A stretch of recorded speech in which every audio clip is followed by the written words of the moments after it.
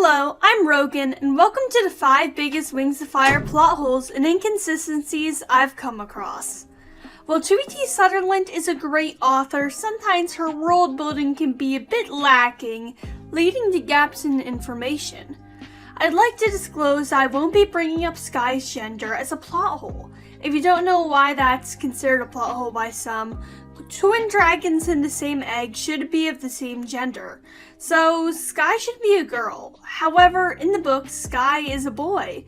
This would be a plot hole, but Tui said that she's considering a trans Sky, as in Sky being trans, and is putting research into trans stuff, meaning that Sky might be canon trans in book 15, which I'm kind of excited about.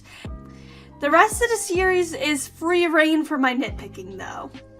Before I begin, if you like Warrior Cats and Wings of Fire and are new to this channel, please consider subscribing.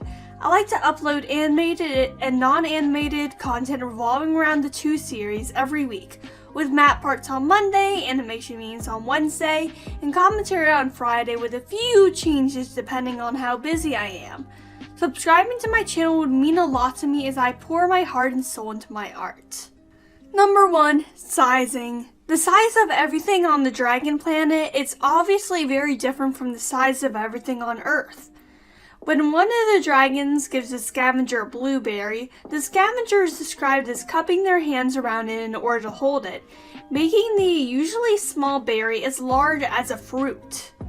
Other plants are described equally as big, such as bananas easily being able to be peeled by dragon claws.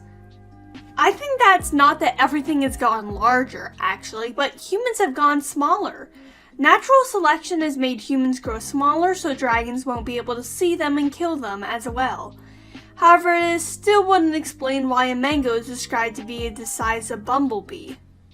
I feel like I have to bring up Darkstalker, the tallest dragon in the books.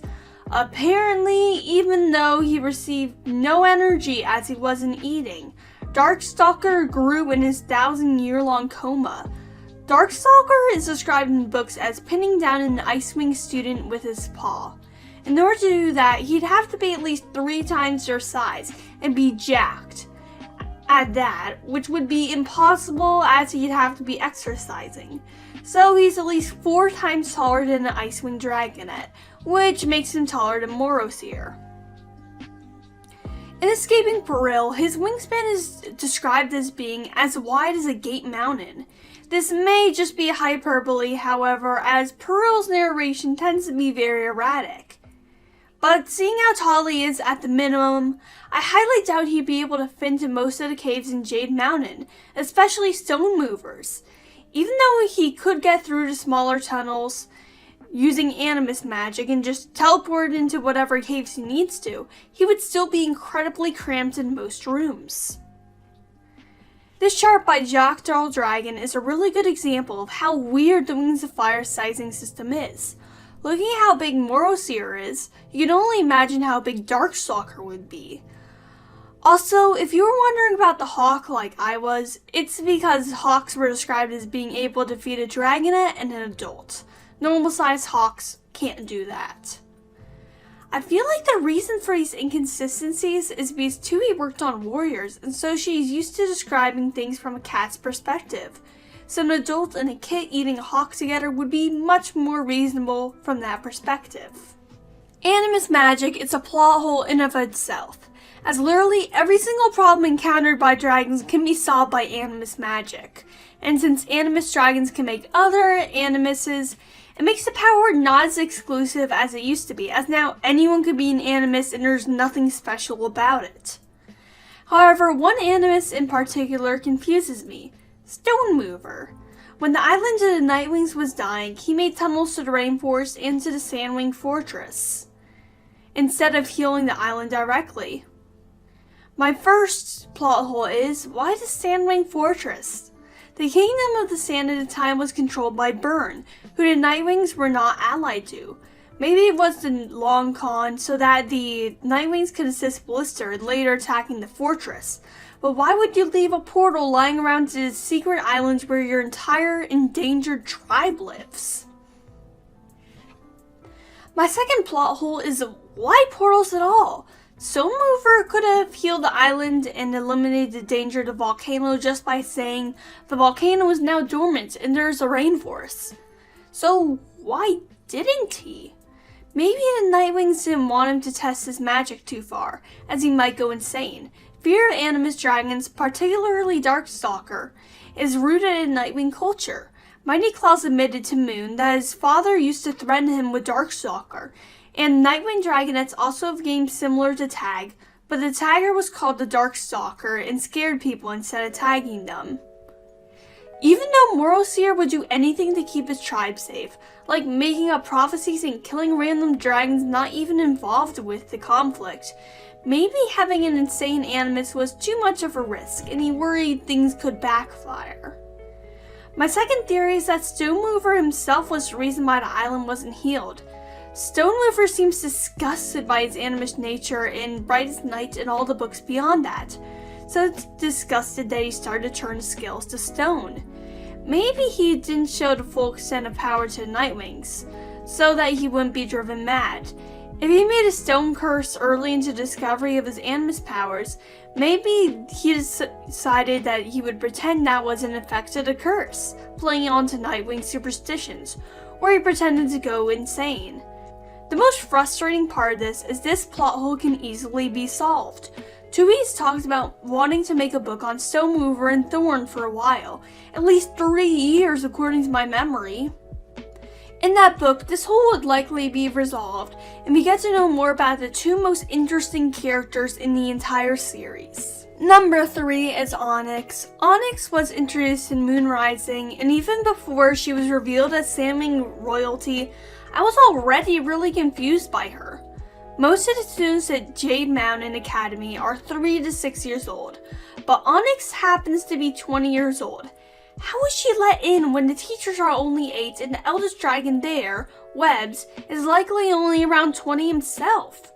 Even if Onyx is at the same academic level as the other students, which I highly doubt as she's a royal dragon who vies for the throne, she is a completely different maturity level. According to Twoby, dragons become emotionally mature at the age of 8, which is around 18 in human years. Onyx is 12 years older than that, being 20, so she's like 30 years old. She wasn't lying about her age yet in either, so why is this fully grown dragon hanging around a high school? Of course, it's for her to analyze Thorn's daughter, but it would make much more sense if Onyx was a teacher. Being a teacher, she would be on the same level as Sunny, and likely be able to get to know her better. She also wouldn't look like a massive creep who was hanging around a high school even though she's literally 30 years old. Get a job, Onyx. Number 4, HiveWing Incest. The HiveWing tribe is canonically descended from one dragon, Clearsight the Nightwing. In a gene pool that small, there is bound to be incest. I'm gonna warn you before I get started that I'm about to have a bunch of nerd talk. If you don't want to listen to me rambling about genetics and codominant traits for the next 2 minutes, skip to the time shown on screen right now. It will make your life a lot easier. I'm about to reenact my high school biology classroom from last year. So maybe my science brain thought, black scales are just a dominant trait and therefore would spread easier, so not everyone's that closely related. Both Darkstalker and Whiteout, who are Nightwing and Icewings, have mainly black scales. But if that were true, more dragons would be fully black in the HiveWing tribe, and Sunny would also be mostly black. So if it's not a dominant trait, maybe it's a co-dominant trait, meaning that a dragon can have both black and colorful scales. Still, genetics are a lot more complicated than just colors, such as immunities, which is my main issue. They would all have the same immune type, meaning that disease would spread easier in the tribe if they were all inbreeding to keep the trademark black scales. Then I remembered that Clearsight took multiple husbands. Maybe the gene pool wouldn't be too small. I started to do some calculations. If you don't like science, once again, please skip ahead, because I'm about to say a lot of sciencey terms again. Clearsight died of old age, and old is usually considered to be a dragon in their hundreds. I'm gonna assume her age of death to be 200. Dragon gestational periods won't be as long as humans because they are lizards, plus they have multiple offspring at once. The largest litter that we know of that isn't from mudwings is 3. Most dragons aren't siblings, so the minimum is 1. So let's just average that out to get that Clearsight is having 2 dragonettes per year. So 2 times 200 is 400 children in total. That's a lot, but let's keep in mind that she likely wouldn't want to be pregnant every year. Plus there were years before she met her husband, when she was with Darkstalker. So let's just multiply it by 0.90 for all the years that she didn't reproduce. That still leaves us with 360 children, which is a lot. Even with this high estimate, I can't see the trait of black scales as a codominant trait, sticking out as long as it has done without inbreeding. My question to Tui is, why are the HiveWings not hideously deformed because of incest? Number 5. Aging. This plot hole really annoys me as it tears down the foundation of the series. I found that aging throughout the Wings of Fire series tends to be very inconsistent, which bothers me a lot as a lot of our main characters are children, and their age is important to the plot, as they are in the stage of their life where they're going through a lot of development, character development, and otherwise. For this problem, I'm going to show you just how bad it is by showing you Gen 2.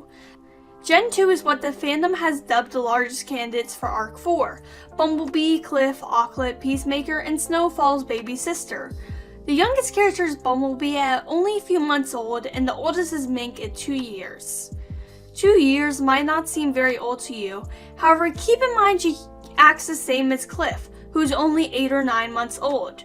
Furthermore, Anemone is 2 years old and is much more mature than Mink, even though they are the same age. Though it may be argued that they were raised under different circumstances, I'd argue that Mink must have felt almost the same amount of pressure as she grew up under the Icewing Circle system. One reason for this maturity separation may be that different types of dragons age differently, but that would make Jade Mountain Academy even more of a disaster than it already is.